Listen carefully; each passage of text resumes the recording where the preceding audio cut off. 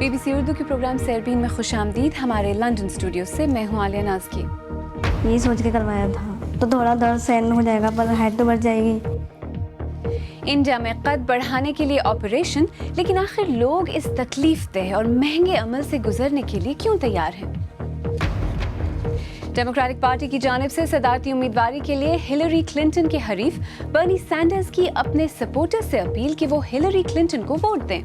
Based on her ideas and her leadership, Hillary Clinton must become the next president of the United States. اور India کے زیر انتظام کشمیر میں لوگ جانی اور مالی نقصان کے ساتھ ساتھ کس طرح فون اور انٹرنیٹ سروسز کے بلیک آؤٹ کی وجہ سے ایک دوسرے سے کٹ کر رہ گئے ہیں.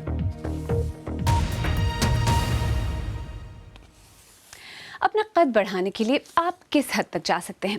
روایتی طریقے تو لوگ آزماتے ہیں، لیکن انڈیا میں آج کل قد بڑھانے کے لیے آپریشن کیے جا رہے ہیں. دلی میں یہ پیچیدہ آپریشن کرنے والے ایک ڈاکٹر کا دعویٰ ہے کہ وہ 6 انچ تک قد بڑھا سکتے ہیں. یہ ٹیکنالوجی سابقہ سوویت یونین میں تیار کی گئی تھی اور اس کا مقصد پولیو جیسی بیماریوں یا حادثات کا شکار ہونے والے لوگوں کی مدد کرنا تھا. لیکن اب صحت مند لوگ صرف قد بڑھانے کی غرض سے بھی یہ آپریشن کرا رہے ہیں. دلی سے سہیل حلیم کی رپورٹ.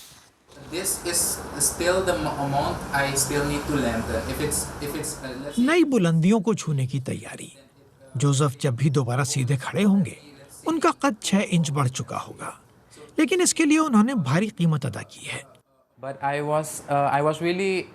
یہ بہت جوخم بھرا کام تھا، لیکن میرے لیے قد بڑھانا بہت ضروری تھا.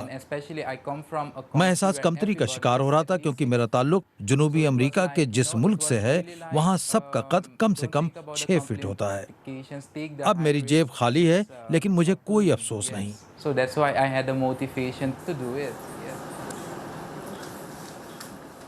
لیکن یہ انتہائی تکلیف دہ اور مشکل سرجری ہے اور بہت مہنگی بھی. سرجری کرانے والوں کو مہینوں بستر پر گزارنے پڑتے ہیں. سب سے امپورٹنٹ جو کرائیٹیریا ہے اس میں یہ ہے کہ یہ لمبا ہونے کے بعد میں یہ کیسے اپنی نئی لائف میں ایڈجسٹ ہوگا اور اس میں یہ کیا اچیو کرے گا، اس کا گول کیا ہے. اگر میرے کو لگتا ہے کہ ہاں جو یہ کہہ رہا ہے اور جو اس کے دماغ میں سپنا ہے وہ اس کا پورا ہو جائے گا، تبھی میں ڈیسائیڈ کرتا ہوں اس کا آپریشن کرنے کا. قد بڑھانے کے اس غیر معمولی آپریشن میں ٹانگوں کی ہڈیاں توڑ کر ان میں سٹیل کی راڈ نصب کی جاتی ہیں اور ان راڈز کی مدد سے روزانہ ہڈیوں میں 1 ملی میٹر کا گیپ یا فرق پیدا کیا جاتا ہے. آہستہ آہستہ ہڈی بڑھتی جاتی ہے اور قد بھی. لیکن ہمیشہ نہیں. نکھل ریڈی کا قد 5 فٹ 7 انچ ہے، ہندوستان میں مردوں کے اوسط قد سے زیادہ. پھر بھی انہوں نے اپنے والدین سے چھپ کر حیدرآباد دکن کے ایک بڑے اسپتال میں یہ آپریشن کرایا اور اب پچھتا رہے ہیں. میں سب سے کہوں گا کہ یہ آپریشن مت کرائیے. ڈاکٹروں نے مجھ سے کہا تھا کہ آپ 15 دنوں میں کام پر لوٹ سکتے ہیں. اب کئی مہینے ہو گئے ہیں. درد اتنا زیادہ تھا کہ ہائٹ بڑھانے کی کوشش بیچ میں ہی روکنی پڑی. اب میں بستر پر پڑا ہوں اور میری ہڈیوں میں اب بھی 1 انچ کا گیپ یا فرق ہے. یہ سوچ کے کروایا تھا تو تھوڑا درد سہن ہو جائے گا پر ہائٹ تو بڑھ جائے گی. ڈاکٹر سرین کا دعویٰ ہے کہ گزشتہ 5 برسوں میں انہوں نے تقریباً 300 آپریشن کیے ہیں، لیکن پورے ملک کے لیے اعداد و شمار دستیاب نہیں. ڈاکٹر اور مریض دونوں ہی سامنے آنے سے بچتے ہیں. آپریشن کے منفی اثرات بھی ابھی غیر واضح ہیں. ہمیں سب سے زیادہ ڈر انفیکشن کا رہتا ہے تو اس کی ساری پریکاشن لیتے ہیں. دوسرا، اس پرٹیکولر آپریشن کے لیے مسل ڈیمیج اور نرو ڈیمیج ایک یہ 2 بہت امپورٹنٹ چیز ہے جس کا کہ بہت زیادہ دھیان رکھنا پڑتا ہے. جوزف اب اپنی نئی قدآور شخصیت کے ساتھ گھر لوٹنے کی تیاری میں ہے، لیکن نکھل کو صرف دوبارہ اپنے پیروں پر کھڑے ہونے کا انتظار ہے.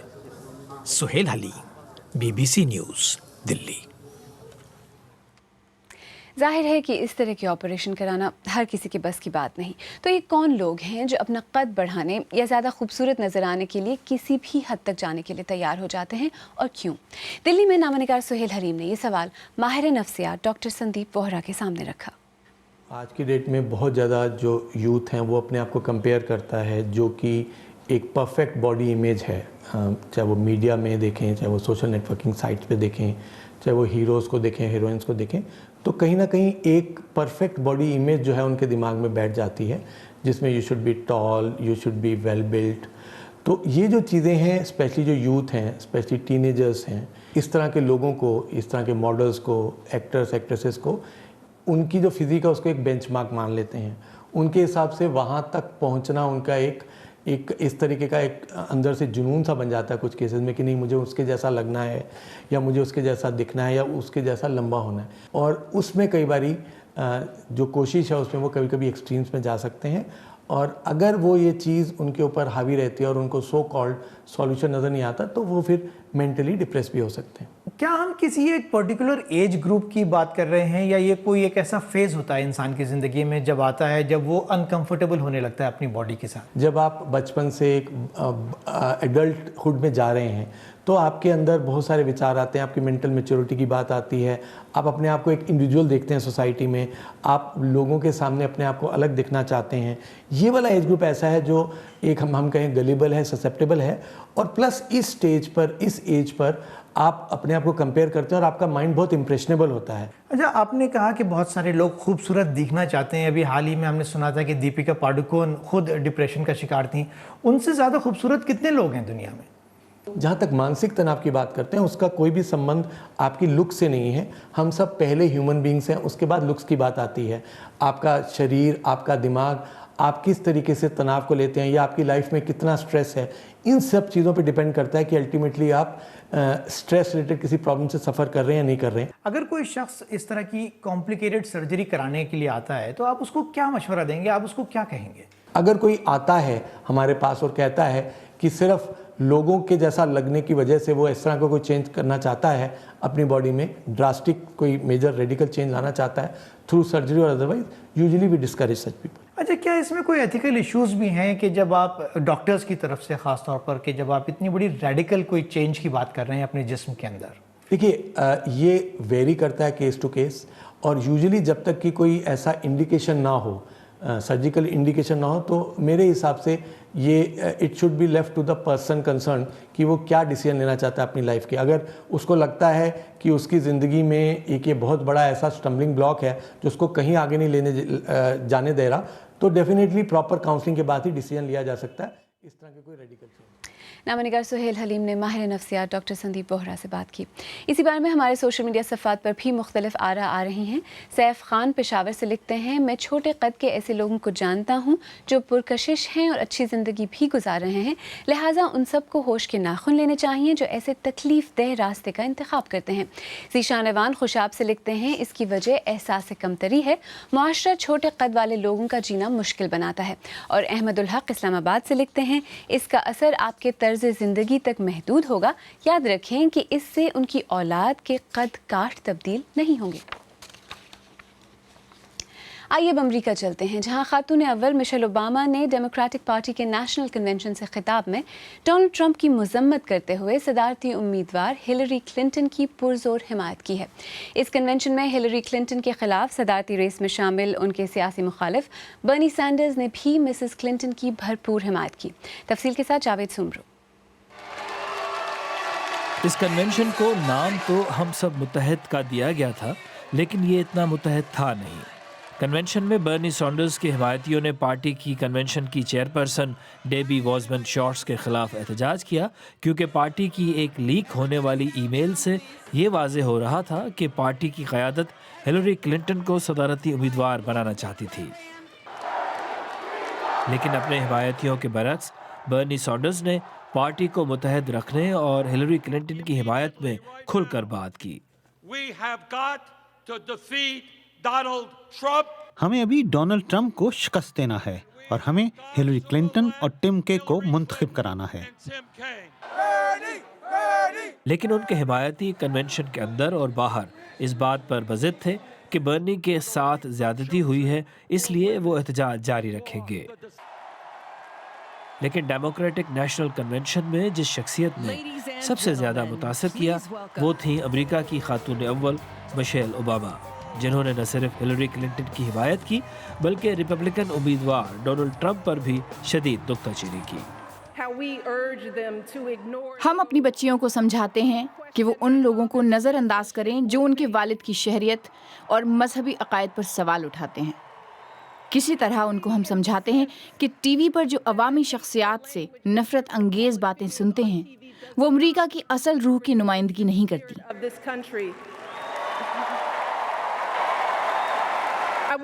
میں ایسا صدر چاہتی ہوں جن میں ثابت قدم رہنے کی طاقت ہو, جو اس عہدے کو سمجھتا ہو اور اسے سنجیدگی سے لیتا ہو, جو سمجھتا ہو کہ ہر چیز سیاہ اور سفید نہیں اور ہر مسئلے کو 140 کیریکٹرز میں سمویا نہیں جا سکتا. مشیل اوباما کی تقریر امریکہ اور سوشل میڈیا کے ذریعے پوری دنیا میں انتہائی مقبول ہوئی اور صدر اوباما نے ان کی تقریر کو ایک ٹویٹ میں سراہتے ہوئے کہا, incredible speech by an incredible woman. Javed Sabro, BBC news. BBC Urdu کے پروگرام سیربین میں آگے چل کر دیکھیے گا کہ جانی اور مالی نقصان کے ساتھ ساتھ کس طرح فون اور انٹرنیٹ سروسز کے بلیک آؤٹ کی وجہ سے کشمیری ایک دوسرے سے کٹ کر رہ گئے ہیں. اور بحر اوقیانوس کی گہرائیوں میں سائنسدان کس قسم کی معلومات کی تلاش میں ہیں. BBC اردو کے پروگرام سیربین میں ایک بار پھر خوش آمدید. میں ہوں عالیہ نازکی. انڈیا کے زیر انتظام کشمیر میں جاری کشیدگی کی وجہ سے لوگ 2 ہفتوں سے زیادہ عرصے سے فوجی محاصرے میں ہیں. اس دوران ایک بڑا مسئلہ فون اور انٹرنیٹ رابطوں پر نافذ پابندی ہے. وادی کے لاکھوں لوگ نہ صرف دنیا سے بلکہ ایک دوسرے سے بھی کٹ کر رہ گئے ہیں. کشمیر میں مسلح علیحدگی پسند کمانڈر برہان وانی کی ہلاکت کے بعد پیدا ہونے والی کشیدگی کے دوران فورسز کی فائرنگ سے اب تک 50 سے زیادہ افراد ہلاک اور سینکڑوں زخمی ہو گئے ہیں. سری نگر سے ریاض مسرور کی رپورٹ. کشمیر میں عوامی اجتماعات یا آمد و رفت پر ہی نہیں, رابطوں پر بھی پہرے ہیں.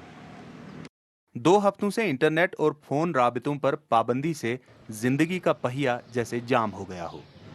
ایک ایسے وقت جب پوری دنیا میں انٹرنیٹ اور ٹیلی فون زندگی کی ناگزیر ضرورت بن چکی ہے, کشمیر میں مواصلات کے تمام ذرائع پر پابندی نے زندگی کی گاڑی کو 200 سال پیچھے دھکیل دیا ہے. حکومت ہند کی نگرانی والی BSNL کمپنی کی فون لائنز چلتی ہیں, لیکن گنے چنے لوگوں کو ہی اس سہولت تک رسائی ہے. صرف ایک ہی آپشن تھی ہمارے پاس کہ جو BSNL پوسٹ پیڈ سم یہی چل رہے تھے. مسئلہ یہی ہو رہا ہے کیونکہ ہم کال نہیں کر رہے ہیں, ہمارے کچھ ریلیٹیوز باہر ہیں تو ان سے بات نہیں کر پاتے, وہ بھی پریشان ہے, ہم بھی پریشان ہیں. ہسٹری میں پہلی بار ہوا ہوگا کہ اتنا بڑا بلاکیڈ لگا ہوا ہے. ایک باپ اپنے بیٹے سے بات نہیں کر سکتا ہے جو باہر پڑھتے ہیں, یا ایک فیملی اپنے دوسرے لوگوں کے ساتھ بات نہیں کر سکتے ہیں. ماہرین تو یہاں تک کہتے ہیں کہ رابطوں پر پابندی سے لوگوں کی بڑی تعداد ذہنی تناؤ کا شکار ہو رہی ہے. گاؤں میں, شہروں میں ایک دوسرے کا پتہ ہی نہیں ہے. میرے پاس آ گئے پیشنٹس بن کے جن کو کوئی اور تکلیف تھی, لیکن آج کل وہ صرف ڈپریشن, اینگزائٹی میں آ جاتے ہیں, اور ان کی جو وجہ ہے کہ وہ اپنے بچوں کے ساتھ بات نہیں کر سکتے ہیں کیونکہ انٹرنیٹ بند ہے, موبائل فونز بند ہیں. برہان وانی کی ہلاکت کے 17 روز بعد بھی کشمیر کے 70 لاکھ شہری فی الوقت دنیا سے ہی نہیں بلکہ ایک دوسرے سے بھی کٹ کے رہ گئے ہیں. ریاض مسرور, BBC نیوز, سری نگر. اور اب کچھ دیگر خبروں پر ایک مختصر نظر. کراچی میں فائرنگ کے ایک واقعے میں 2 فوجی اہلکار ہلاک ہو گئے ہیں. یہ واقعہ منگل کی شام شہر کے مصروف علاقے صدر میں پیش آیا, جہاں فوج کی ایک گاڑی کو نامعلوم مسلح افراد نے نشانہ بنایا.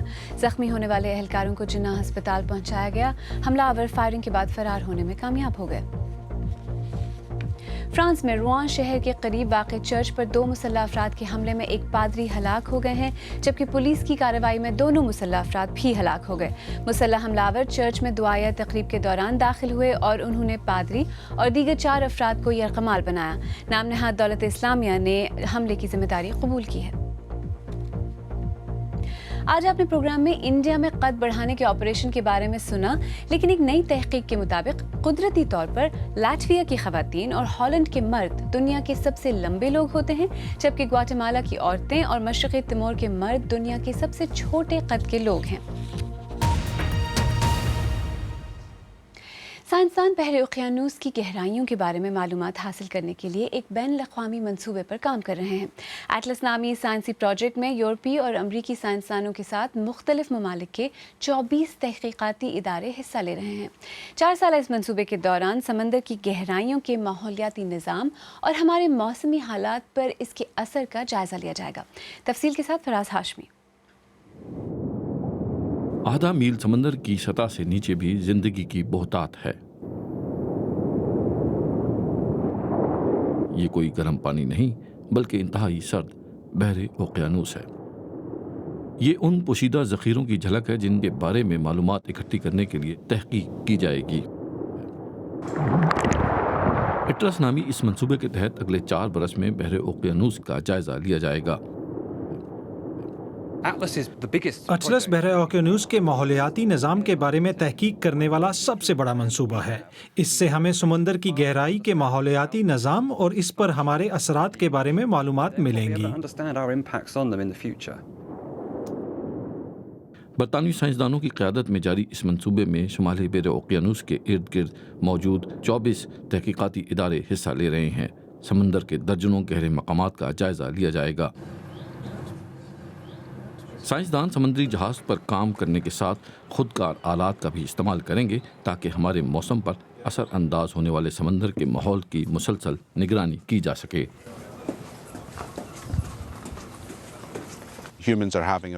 انسانی رویے سے کورل ریف بڑے پیمانے پر متاثر ہو رہا ہے. جب تک ہم ان چیزوں کے بارے میں معلومات حاصل نہیں کرتے ہم قدرتی ماحول کی حفاظت صحیح طریقے سے کر ہی نہیں سکتے.